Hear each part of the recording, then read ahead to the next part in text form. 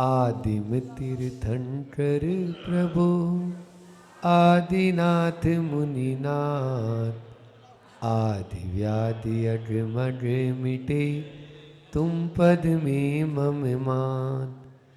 चरण शरण है आपके तारण तरण जियार, भवदधि तट तट ले चलो करुणा कर जिन राज।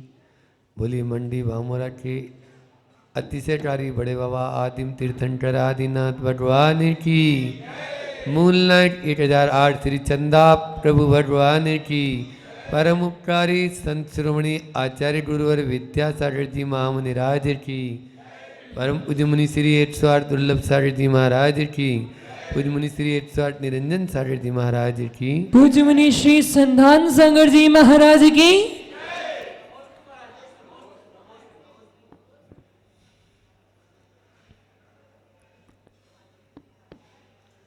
जब अध्यात्म के रंग में योगी रंग जाता है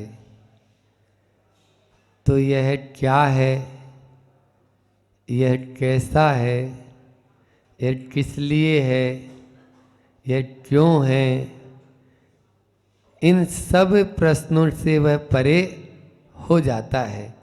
क्योंकि वह जानता है न कि हम कोई पूछताछ कार्यालय तो है नहीं, जो पूछताछ कार्यालय पे जाके पूछे कि यह क्या है, कैसा है, कितना है, क्यों है, कब है। ये सब प्रश्नों से परे वह है अपन विगत दिनों में इस कारिका के माध्यम से जाने।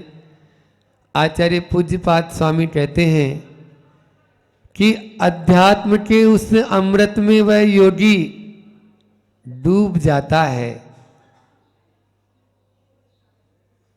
ठीक है, वह साधु है और एक ऊपरी भूमिका में जाने के बाद ही उस उच्चता को प्राप्त कर सकते हैं, लेकिन गृहस्थ में रहकर भी तो कुछ आगे कदम बढ़ाए जा सकते हैं।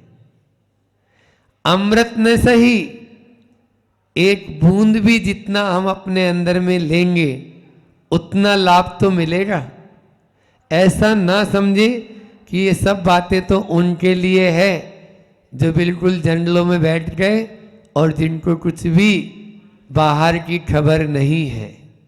नहीं, हम यदि क्योंकि अमर और शांति और चैन के साथ में रहना चाहते हैं, घर परिवार में रहकर भी सुख शांति के साथ आनंद के साथ में रहना चाहते हैं, तो अध्यात्म ही वह चाबी है जिसके माध्यम से आप इन सब बातों से ऊपर उठ सकते हैं। प्रभावित नहीं होंगे, नहीं तो बात बात में प्रभावित होंगे। कल यहां पर स्वर्ण प्राशन कराया गया। बाहर की बीमारियों से लड़ने के लिए हमें ऐसी शक्ति प्राप्त हो जाए बच्चों के लिए, वह रोग प्रतिरोधक क्षमता बढ़ाने के लिए स्वर्ण प्राशन कल यहाँ पर बहुत सारे बच्चों, लगभग 250 से के आसपास बच्चों ने किया है। उतने बच्चे न तो वह बाहर की लड़ाई से लड़ने के लिए किया, हमें आचार्य पूज्यपाद प्रतिदिन स्वर्ण प्राशन करा रहे हैं। प्रतिदिन इन कारिकाओं के माध्यम से वह स्वर्ण प्राशन कराकर अपनी भीतरी उस क्षमता को मजबूत करने के लिए कह रहे हैं कि आप किस तरह से इस बाहरी वातावरण से प्रभावित न होएं। ऐसा कैसा हो सकता है? वो तभी ही हो सकता है जब उनके बताए हुए उस मार्ग पर हम धीरे ही सही लेकिन चलेंगे तो मंजिल मिलेगी, अन्यथा मंजिल नहीं मिलेगी। आचार्य पूज्यपाद स्वामी कह रहे हैं अभी तक यह अपन ने ज्ञान बढ़ाओ, हमें ज्ञान नहीं रह पाता है, ऐसी बात करते हैं। लेकिन आचार्य श्री यहाँ कह रहे हैं कि ज्ञान तो भटकाने वाला है, इसलिए अज्ञानी बन जाओ। क्या बोल रहे हैं? ज्ञान जो है वो और भटकाता है, इसलिए अज्ञानी बने रहो, मूर्ख बने रहो। इस आज के इस संसार में मूर्ख बने रहेंगे ना तो कर्म बंध से और बच जाएंगे। इसी बात को आचार्य पूज्यपाद स्वामी आज इस कारिका के माध्यम से हमें समझा रहे हैं। 44 नंबर कारिका है ये। अगच्छंस तद विशेषाण, अगच्छंस तद विशेषाण, मन विगस्य जायते, अज्ञात तद विशेषस्तु, बद्धते न विमुच्यते, बद्धते न विमुच्यते। ऐसा अर्थ मत लगा लेना, जैसे बोलते ना रोड को मत जाने दो और रोड को मत जाने दो, तो अंतर हो गया ना। तो यहाँ न संस्कृत में ये होता है शब्दों को कहीं पे भी रखो, लेकिन अर्थ उसका अपने उस जैसा वो वाक्य है वैसा निकालना जरूरी है। हिंदी में तो हम सेंटेंस वाक्य बनाते हैं तो आगे पीछे रख देंगे तो उसका अर्थ गलत हो जाएगा, लेकिन संस्कृत में ऐसा नहीं। संस्कृत में उसका अर्थ वहाँ पर जैसे बद्धते न विमुच्यते, यदि ऐसा कर देंगे तो अर्थ ही उल्टा हो जाएगा, मतलब बंधता है छोड़ नहीं पाता।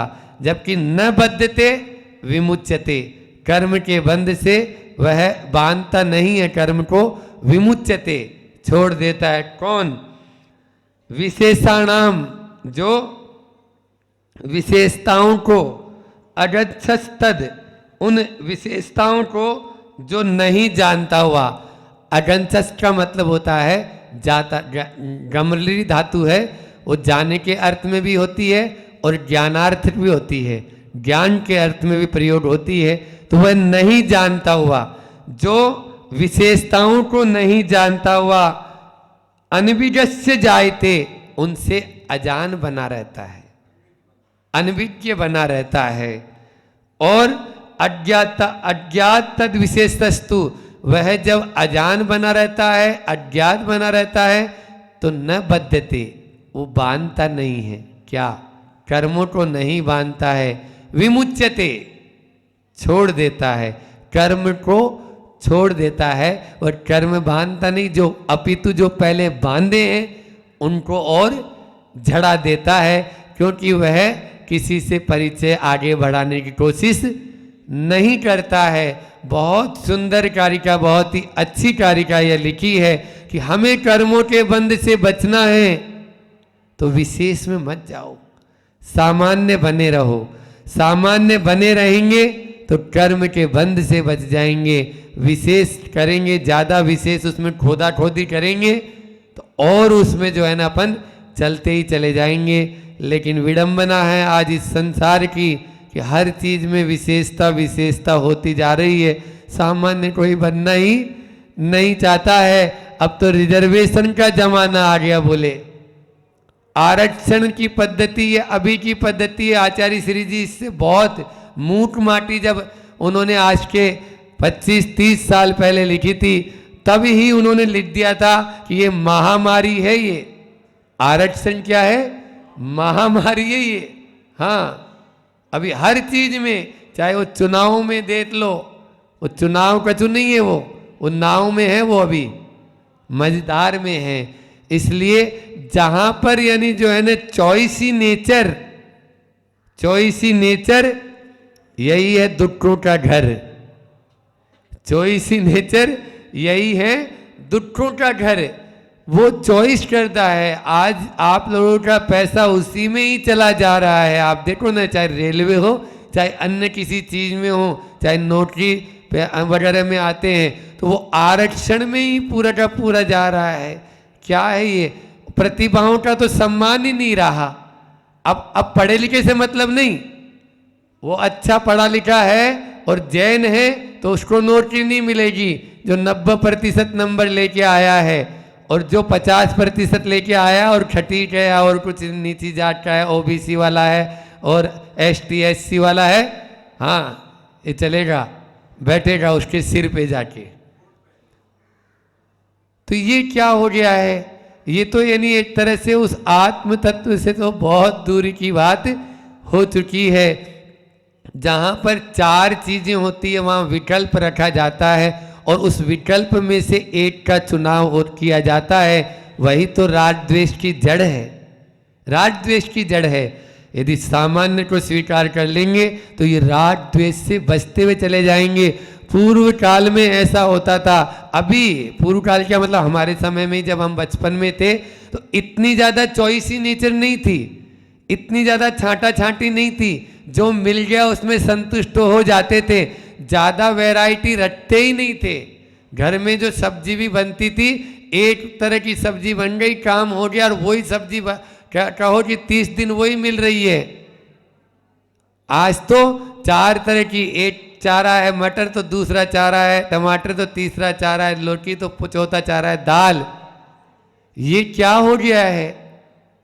ये तो संसार का बंटा डाल ही हो रहा है ना इसमें। वो माँ भी परेशान हो जाती है और अपने लिए उसमें राग द्वेष के अलावा और कुछ भी नहीं है, और राग द्वेष से बचने की हम बात कर रहे हैं। तो इसलिए अध्यात्म को घर परिवार से भी जोड़ा है, और जोड़ेंगे तभी शांति मिलेगी, अन्यथा शांति मिलने वाली नहीं है। ठीक है, रोटी के ऊपर ध्यान दो, उसी रोटी से फिर पराठा बन गया, उसी रोटी से पूड़ी बन गई, उसी मतलब यानी आटे से बाटी बन गई, उसी से और बना लिया तो कचौड़ी बना दी, समोसा बना लिए, बहुत सारी चीज़ें बन जाएगी। जिसकी आटे के ऊपर दृष्टि है वो इन सब चीज़ों से प्रभावित नहीं होगा, और जो इन सब चीज़ों से प्रभावित होगा उसकी वह चॉइसी नेचर में आ गया। अब उसको कचौड़ी चाहिए, बस रोटी नहीं चाहिए। ये चीज हो गई। तो यही हमारे राग, एक जो मूल है उसको भूल रहे हैं, जो मूल था उसको भूल गए और इधर उधर की बातों में लग गए। तो आप देखो ना, हर चीज में, चिकित्सा में देखो स्पेशलाइजेशन हो गया है। ये हार्ट का डॉक्टर है तो ये न्यूरोसर्जन है, और ये अपने ईएनटी वाले हैं, ईएनटी में भी अलग अलग, ये आँख के डॉक्टर हैं तो ये कान के डॉक्टर हैं। पहले एक वैद्यराज जी होते थे, वो सारा इलाज कर देते थे, वही हार्ट के मरीज को ठीक कर देते थे और वही पेट के मरीज को ठीक कर देते थे। सिर में भी कोई हो गया है तो वही ठीक कर देते थे। ये जहाँ से स्पेशलाइजेशन जो चालू हुआ है वहीं से हमारा पतन चालू हो गया है, पतन हो गया। इसमें अपन समझ रहे हैं कि तरक्की कर रहे हैं, ये तरक्की नहीं है, ये तो हमारा पतन है। हम गिर रहे हैं हर चीज में। और वो एक पत्नी बोलती है, बहुत हो गया, अब मेरे से सहन नहीं होता, अब सहन नहीं होता है, मैं अपनी सहेलियों के बीच में बैठती हूँ तो अपनी गर्दन भी ऊपर नहीं उठा सकती। क्या हो गया भाग्यवान, ये तो बता। बहुत दिन हो गया अपन इसी 2000 रुपये वाले महीने वाले फ्लैट में रहते रहते, कब से अपन, आज 10 साल से हो गए, 10 आप नहीं सहन जा होता है। एक दिन पति आया ऑफिस से और खुश होते हुए बोलता है, सुनो आज तुम्हारी भगवान ने सुन ली। पत्नी भी उछलने लगी, क्या अपन नए फ्लैट में जा रहे हैं? बोले नहीं, मकान मालिक ने बढ़ा के इसी का किराया 5000 रुपये कर दिया। वो बोल रही थी बार बार कि हम 2000 वाले फ्लैट में नहीं रहते, हम तो 5000 वाले में ले चलो, मुझे 5000 वाले में ले चलो। बोले जरूरत नहीं है जाने की, इसी का ही बढ़ा के हो गया। होता है या नहीं होता है बोलो? वही जूस का गिलास है, आप सामान्य ठेले पे लेंगे तो 5 रुपए का मिल जाएंगे, थोड़ी बड़ी होटल में जाएंगे तो वही है, माल उसी से, मौसमी से या उसी गन्ना से निकाला है, और दूसरा माल नहीं है। तत्व को पकड़ो, समझ में आ रही है? वही 50 रुपए का हो गया, और वही 5 स्टार में और चले जाएंगे तो 500 का या 5000 का हो जाएगा। चौथी ढाणी में वही बाजरा की रोटी मिलती थी जो घर में बनती है, उसके 5-5 हजार रुपये दे रहे हैं। एक थाली का 5000 रुपये आपनो राजस्थान और चौथी ढाणी इनके, बताइए। केवल आपको बस उसमें दे दिया मिट्टी के बर्तन में, कुल्हड़ में, और उसके पैसे। तो ये क्या है? ये है अपनी स्थिति। अपन उस मूल को तो पकड़ नहीं रह पा रहे हैं, और इधर उधर में अपना पूरा का पूरा समय और शक्ति और सामर्थ्य अपना पूरा उसी में ही जा रहा है। इसलिए उसको पकड़ना बहुत जरूरी है।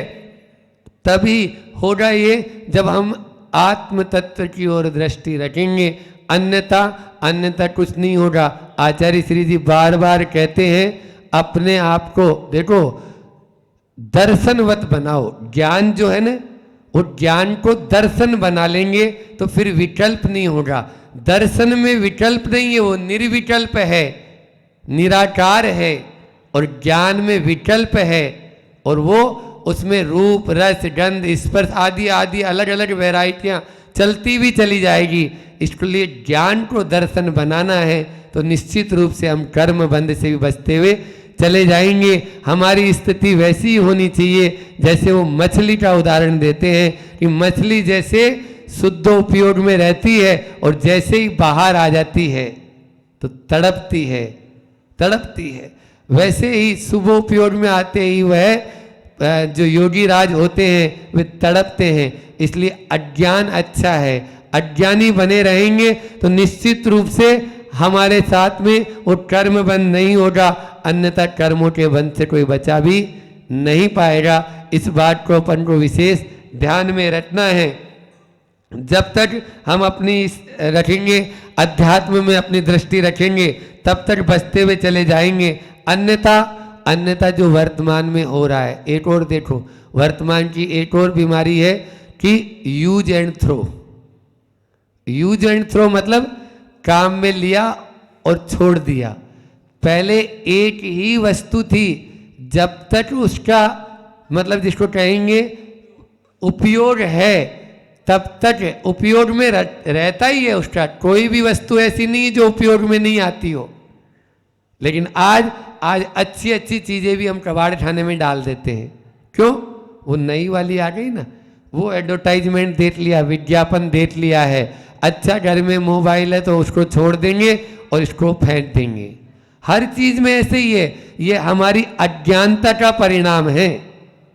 हाँ, ये हमारी अज्ञानता का परिणाम है। अज्ञानता का मतलब यहाँ पर अपने उस तत्व को नहीं देखने के कारण है।